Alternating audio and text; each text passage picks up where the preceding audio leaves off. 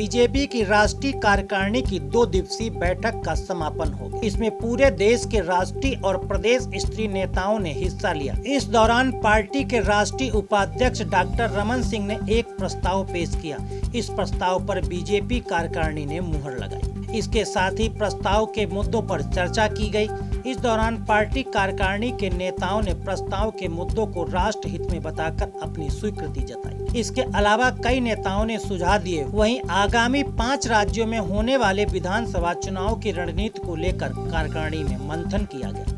इसी बीच पीएम मोदी ने कार्यकारिणी के सदस्यों को संबोधित किया। बीजेपी की राष्ट्रीय कार्यकारिणी में 2 दिनों तक चले मंथन पर पार्टी के राष्ट्रीय महामंत्री, प्रवक्ता और सांसद भूपेंद्र यादव ने प्रस्ताव की विस्तार से खूबियां गिनाई। भूपेंद्र यादव ने कहा कि कोरोना महामारी के बीच स्थिति सामान्य होने की ओर जा रही है। अब बीजेपी के कार्यक्रमों को परमिशन मिलने लगी है, इसलिए बीजेपी की पहली प्रत्यक्ष फिजिकल राष्ट्रीय पदाधिकारी, प्रदेश अध्यक्षों, संगठन महामंत्रियों और प्रदेश प्रभारियों की बैठक हुई।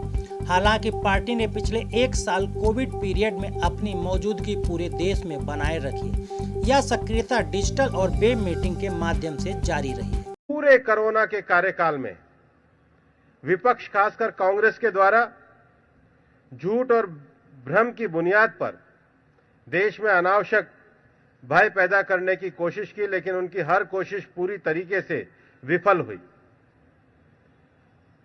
कांग्रेस का एक विषय है, जब हम जीएसटी, वो अपने आप में जीएसटी लागू नहीं कर पाए, इसका उनको दुख है, लेकिन हम जीएसटी लागू करते हैं तो उनको विरोध होता है।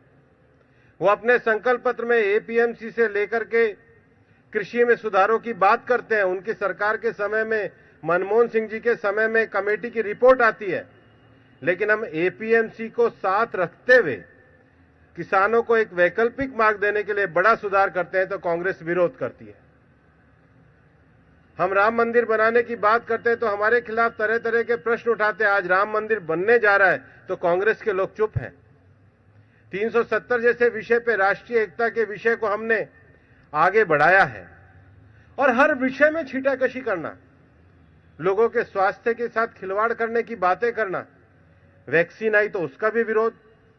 मानो विरोध के पूर्वाग्रह से पूरी तरीके से विपक्ष और बीजेपी के राष्ट्रीय महामंत्री और सांसद भूपेंद्र यादव ने कहा कि पीएम मोदी ने कार्यकारिणी को संबोधित करते हुए कहा है कि सबका साथ सबका विकास भाजपा का मूल मंत्र है। इस मूल मंत्र की थ्योरी को लेकर बीजेपी देश में सकारात्मक कार्य कर रही है। पीएम ने कहा कि देश के किसानों की उत्पादन, भंडारण और विपणन की सुविधा के लिए नए कृषि कानून बनाए गए हैं। देश के कृषि क्षेत्र में इंफ्रास्ट्रक्चर, किसानों के लिए उत्पाद के मूल्य में वृद्धि के लिए कार्य किया गया है। भूपेंद्र यादव ने पीएम मोदी के हवाले से कहा कि प्रधानमंत्री ने बीजेपी के कार्यकर्ताओं को संदेश दिया है कि बीजेपी का जो मिशन है वो केवल सत्ता प्राप्त करने के लिए नहीं है, बल्कि उसके लिए प्राथमिकता देश के लिए बड़ा काम करने का है, ताकि देश को आगे बढ़ाने में बीजेपी अपना सर्वोत्तम योगदान दे सके। बीजेपी के राष्ट्रीय महामंत्री भूपेंद्र यादव ने कहा कि बीजेपी की राष्ट्रीय कार्यकारिणी में कांग्रेस की नीतियों पर पार्टी के कई नेताओं ने अपनी बात रखी। इसमें कहा गया कि कांग्रेस मोदी सरकार की हर नीति का विरोध करती है,